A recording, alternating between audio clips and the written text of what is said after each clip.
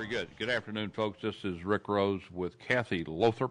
She is running for the district attorney's seat in Tarrant County, Texas.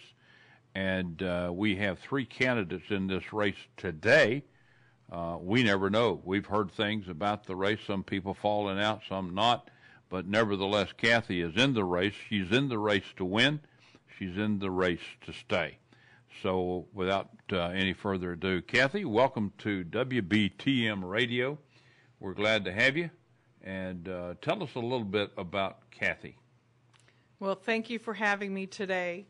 Again, my name is Kathy Lowthorp, and I'm not originally from the state of Texas. I was born out in California, but I joined the military, became a U.S. Army military police officer, and that was the start of my travels throughout the states and ultimately ending up here in Texas.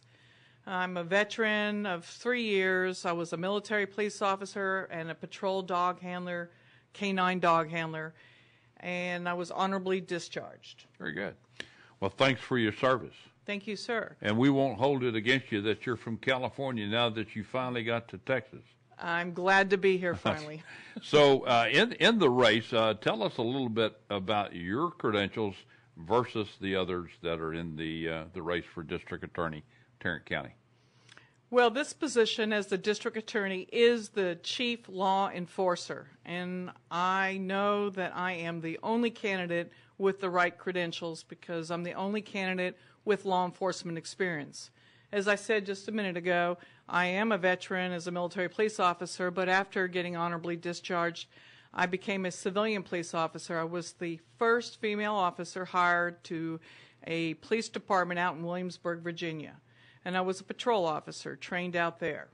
So I have the strong law enforcement. I've also done other areas of law enforcement, such as investigations, security, loss prevention, and I started off my degree in criminal justice, although I did change it later to a business major. Okay. And at what point in your career after law enforcement did you decide to become an attorney? Well, my path seemed really laid out from my early youth. In 10th grade, when I had a mock trial in Lord of the Flies, and the teacher approached me and said that I did a great job as a prosecutor in that little mock trial.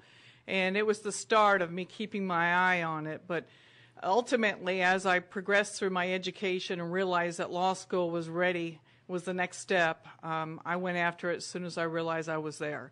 And that's when, after ending up in Texas, I attended Texas Wesleyan School of Law. They had a great night program. It is now considered Texas A&M. It has been recently bought out. Yeah. How long have you been practicing? 14 years. So you've had 14 years of criminal experience, or did you weave into any of the other related law practices?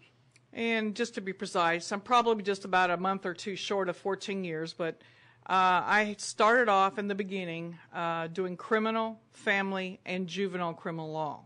And about 6 years into it, after my criminal practice took off, I knew that's exactly where I wanted to focus on, and that's what I did. I quit doing family law, although I'm glad I did. It definitely has a lot of relationship to a lot of cases in the criminal area and the juvenile area. Yes, it does.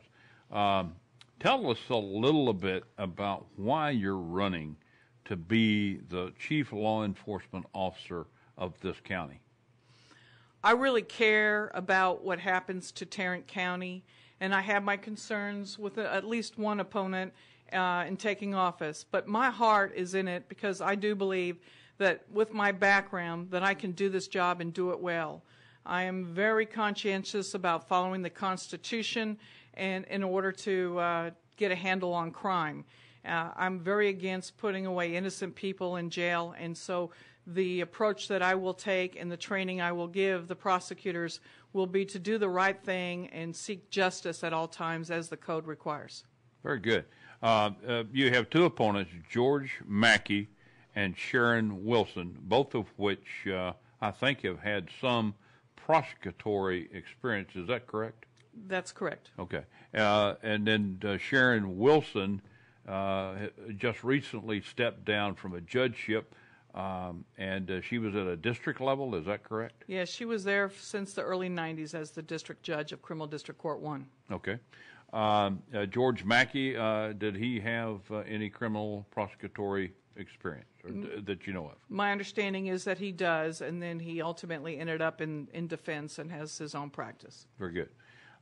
Anything else you'd like to tell us about any of your case experiences, any highlights in your criminal defense career, et cetera? Please. I believe that my reputation is one of being ethical and a fighter for what I do. I'm very zealously represent my clients or represent anything I take action to, because I care about what I do and the quality of work I do.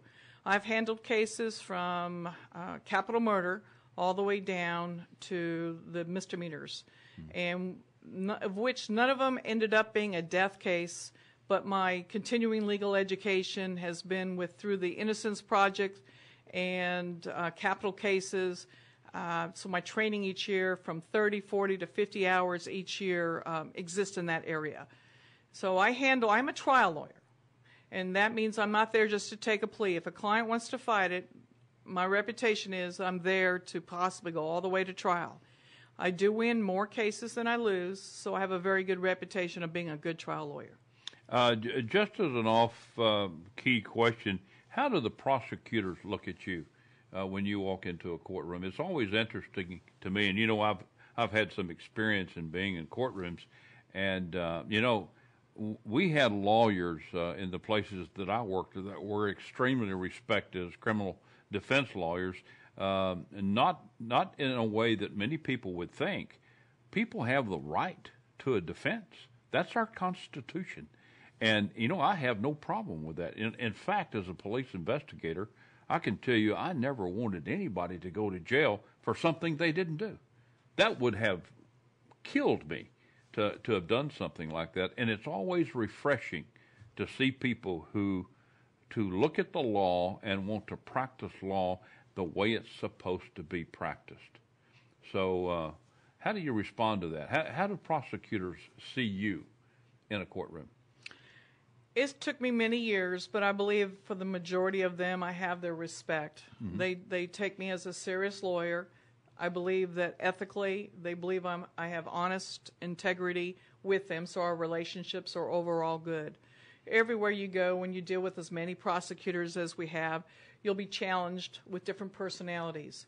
But over the years, I think that the respect, even with the ones that I struggled in the beginning, have, now treated me with utmost respect. I think you go in, you do your job, you do a good job, and they'll take you serious. Back in the day, they used to ask me, are you really here to go to trial, or are you just trying to get a better deal? And I would let them know, I'm here. If I'm here this far into trial, I'm here to go to trial. That ultimately ended me up with better deals. But they know that I'm serious, that I'm ready to win, ready to dig in and do a good job and fight for my clients. And so they will look long and hard at the case, and if the case is not worthy, most of the time those cases will go away and get resolved mutually, benefiting all parties. Yeah, and I can certainly affirm that. Having worked in a couple of district attorneys' offices, I realized as an investigator that we had way too many cases to try in an open courtroom setting. It would be impossible based on 24 hours in a day, 365 days in a year. If we worked every day, we could not do them. So largely, I would say largely, most cases are pled in some fashion that results in justice being done. And I think that's the ultimate goal of most honest lawyers and police officers, for that matter. Justice is what we're looking for. And as you see justice in the courts that you work in, do you see the prosecutors abiding by the same?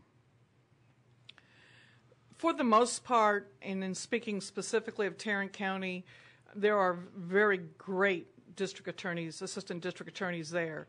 There has been some particular cases where I think the district attorney lost focus, and I say district attorney, I mean assistant district attorney lost focus and was more eager to the win than to what was right. And so there was some questionable moments, but I think I gained the respect when I called those moments on the carpet, and pointed it out. I didn't go after their whole career. I just protected my client. They got angry in the beginning, and then later I think I re-earned their respect. And I think they knew they were wrong. Well, I think you hit on something that's very important for people to know, that our court systems, our whole judiciary, will work efficiently if everybody approaches it from that position. This is about doing my job. As a prosecutor, you're supposed to try the case if it needs to go to trial, if you can't plead it. And it's not personal. There's nothing personal about it. Sometimes it becomes personal, yeah, though. And sometimes it does, because people get a little overzealous in the win and loss column. Yes. And the win and loss column, to me, is not a way to judge one's career. Totally agree with that. It's the way you handle yourself, and as long as you presented the attitude that justice was the most utmost goal in this case or any case that you try, you're going to win in the long run. The people win.